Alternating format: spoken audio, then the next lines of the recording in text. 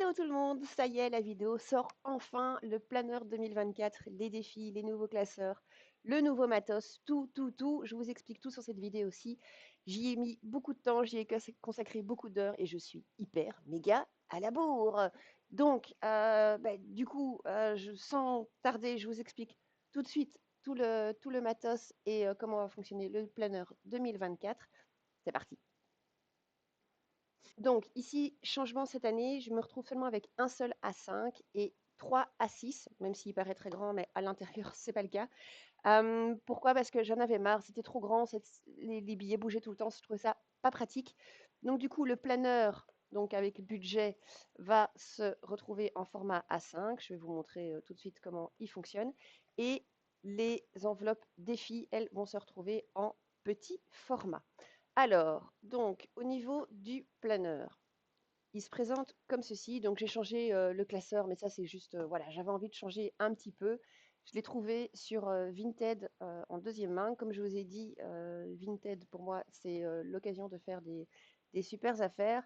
Et je l'ai payé un peu plus de 2 euros, mais avec les frais d'envoi, etc., je crois que ça m'a coûté au bas mot, je crois que c'était autour de 5 euros et des. Donc voilà, je me suis fait un petit peu plaisir et j'avais un petit peu de sous dans ma cagnotte Vinted. Donc grosso modo, j'ai pas vu la différence. Alors, j'ai fait sur le thème des fleurs cette année parce que j'avais envie. Au niveau de mes épargnes virtuelles que vous voyez donc ici, il y a certains changements. Donc travaux, vacances, urgences et imprévus sont toujours là. J'ai rajouté Raymond, puisque maintenant, cette année, il y a Raymond dans l'équation depuis que mon papa est décédé et que donc j'ai récupéré son chien pour que, voilà, enfin Raymond, il fait partie de la famille, donc il est avec nous. Et investissement, ça c'est une nouvelle. Pourquoi? Parce que en fait, vous allez voir, urgence et imprévu sont quasi bouclés et donc plutôt que de dépenser plus, eh bien, j'ai créé une nouvelle catégorie pour pouvoir continuer à épargner.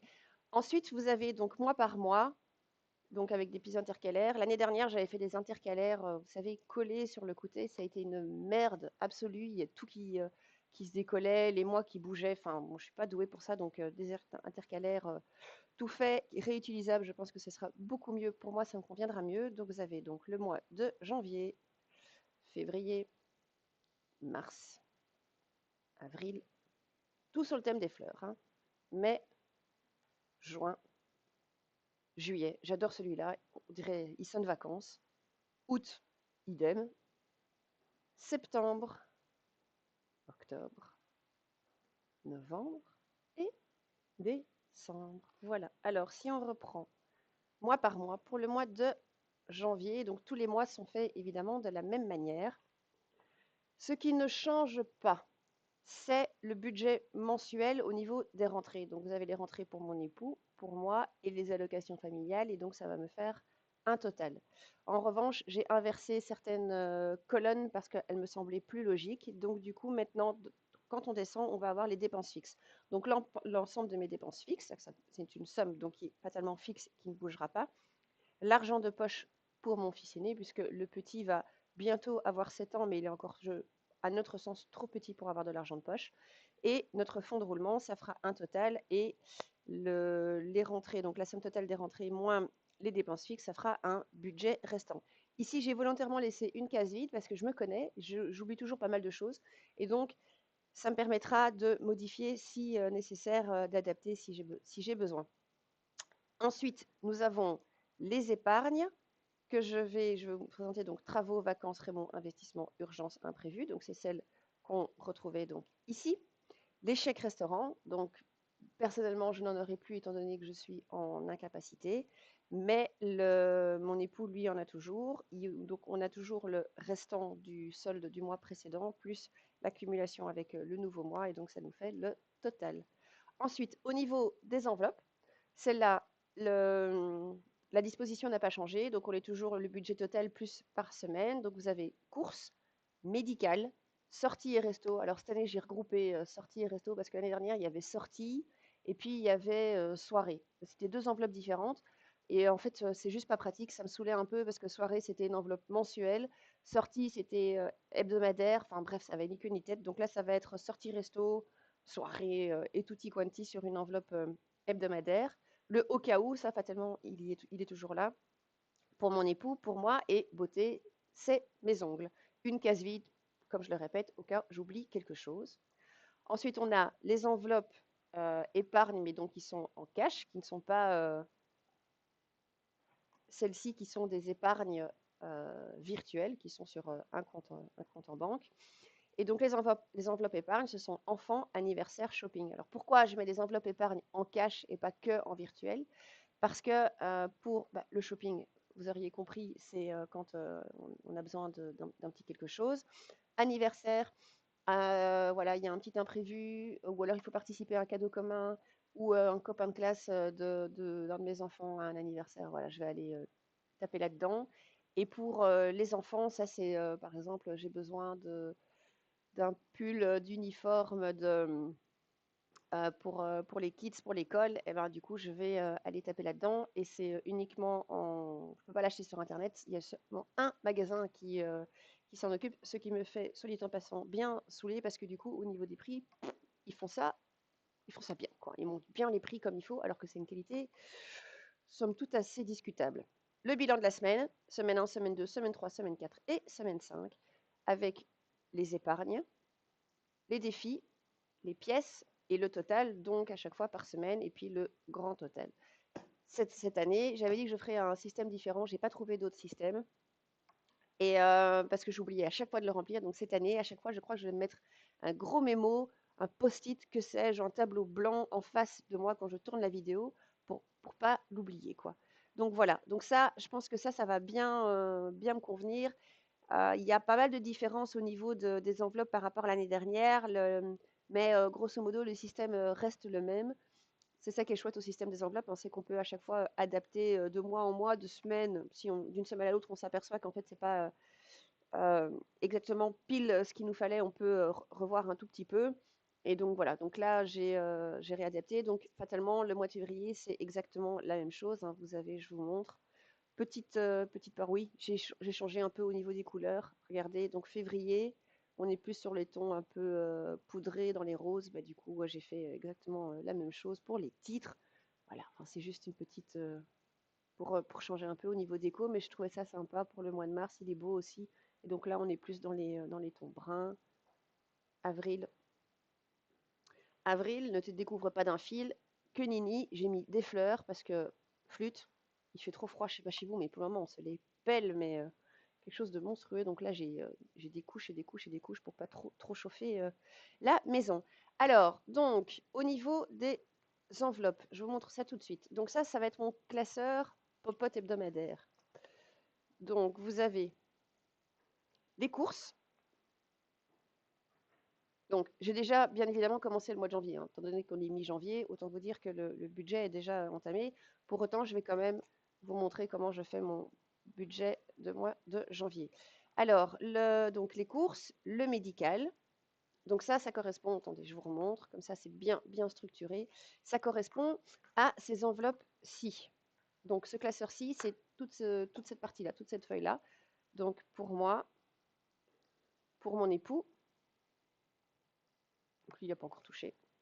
Sortie et resto, beauté et le au cas où. Voilà. Ensuite, vous avez les épargnes qui se retrouvent ici. Donc, ah oui, il y a une enveloppe aussi qui s'appelle budget restant. Attendez, je vais enlever ça. Hop, voilà. Alors, budget restant, c'est à chaque fois, je retire tout le mois. Attendez, parce que je m'aperçois qu'on ne voit pas bien, donc je vais zoomer. Voilà, beaucoup mieux. Donc, pour le budget mensuel, je retire tout le cash dont j'ai besoin pour tout le mois. Je le mets dans cette enveloppe-ci. Et après, je répartis de semaine en semaine dans ces enveloppes. Quand j'ai terminé ma semaine, ce que je fais, c'est que je vais retirer le cash et je ne ferai pas de vidéos, vous allez voir, qui sont de semaine en semaine. Je vais les faire un petit peu différents parce que le contenu va changer progressivement dans les prochaines semaines qui arrivent. Je ne vous en dis pas plus pour le moment, mais vous allez voir, ça va être, je pense, assez chouette. Et je vais retirer ça, je vais mettre ça dans une autre enveloppe et je ferai le bilan mensuel avec tout ce qui me reste et j'irai directement les mettre dans mes défis et mes épargnes moyen terme. Donc budget mensuel. Ensuite, vous avez l'anniversaire, enfin les anniversaires, Oups, pardon, les enfants. Donc ça correspond donc aux trois enveloppes virtuelles, cash, pardon, épargne. Et vous avez, j'ai rajouté ici, ah oui, non, pardon, il y a également shopping. Et j'ai rajouté Vinted. Alors Vinted, nouvelle enveloppe, j'ai décidé pour augmenter mon enveloppe cash que toutes les ventes que je faisais sur Vinted, j'allais retirer le cash et aller les mettre dans cette enveloppe. Donc là, j'ai commencé, il y a 80 euros dedans. Ça correspond en fait aux ventes que j'ai faites au mois de novembre et décembre. Et tout début janvier, j'ai vendu un pull. J'ai décidé de faire un gros vide dressing de tout le monde parce qu'on a trop. J'ai décidé aussi de vendre les affaires du deuxième, puisque le premier récupère du deuxième. Mais globalement, pour celles qui sont en bon état, hein, parce que quand c'est sinon, soit je donne si c'est un peu bouloché, soit voilà, soit je sais absolument rien en faire à part des vieux chiffons.